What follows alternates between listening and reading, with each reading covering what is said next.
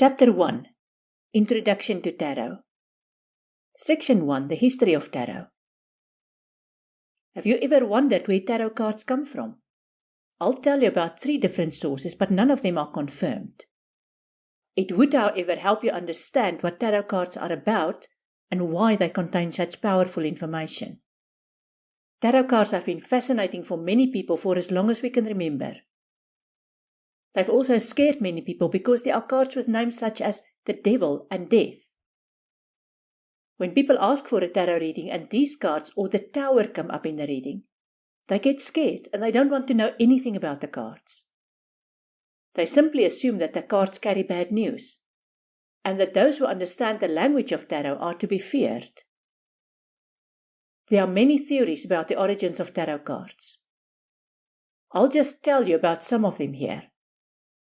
One theory is that the Knights Templar had access to mystical knowledge that they wanted to protect against the Christians. The Knights Templar was a holy order of knights and warriors from around the time of the Crusades. Various crusades were launched about 1,000 years ago by the Catholic Church, who wanted to conquer Jerusalem and free Christians from Muslim rule. It appears that the Knights Templar had access to occult knowledge or secret knowledge of many subjects, including the Kabbalah and the Tree of Life. The Kabbalah is a book of Hebrew teachings that describe the basic truths of the universe. The Kabbalah contains information on science, ethics, or the knowledge of what is right and wrong, and the reality of us living on earth. The Kabbalah describes a diagram that is called the Tree of Life.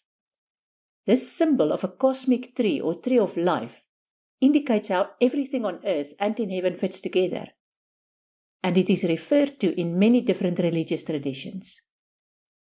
Apparently, the Knights Templar wanted to find a way to keep all their mystical or secret knowledge.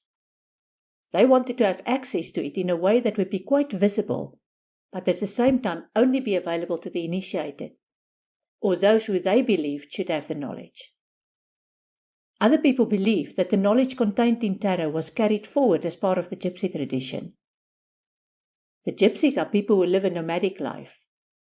They don't have a home in one place and they travel from one area to another. It may be that they originally came from Egypt, and therefore they were called gypsies. This belief was probably based on their dark complexion and their exotic and colorful dress.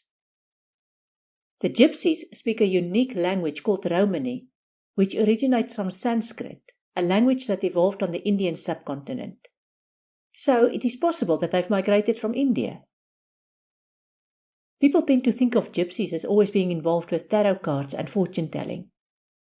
A third group believes that tarot was created in the 15th century when the printing press was invented. They think this because the oldest known copies of tarot are printed cards. No hand-drawn cards dating before the printing presses have been found yet. It may be that until the invention of the printing presses, the knowledge was transferred from one generation to the next by using oral storytelling. How old tarot is or where it comes from is not that important. The information that's contained in tarot is far more important. In the next section, you will discover more about the tarot major arcana cards and how you can use them for problem solving.